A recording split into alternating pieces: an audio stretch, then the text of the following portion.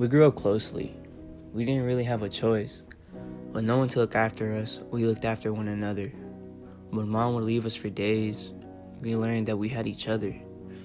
When I felt alone, you and Johnny both showed me that I wasn't. During the nights I felt hungry, you both figured out what we ate. Whether it was cereal for the third night in a row, or our version of our chips and eggs.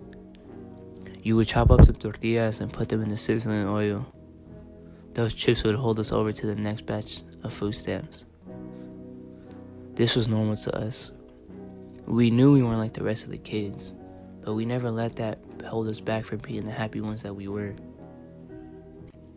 Then finally all that changed. I lost my safety net. I lost my best friends. And I had to be what you guys were for me. I was promoted to the oldest. Yeah, it was tough, but I reminded myself of what you guys did for me. It took years before you came back to Cali. And in those few years, I grew into an entirely different person.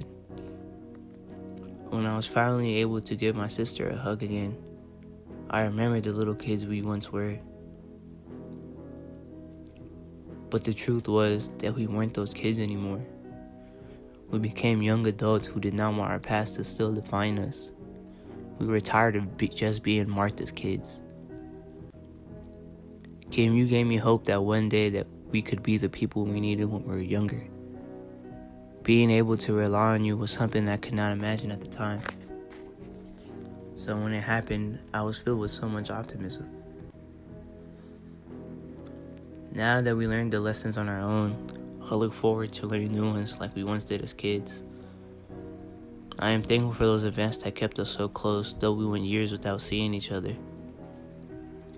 So for that, I'm happy we had a tough time. So now we can move forward on our own conditions.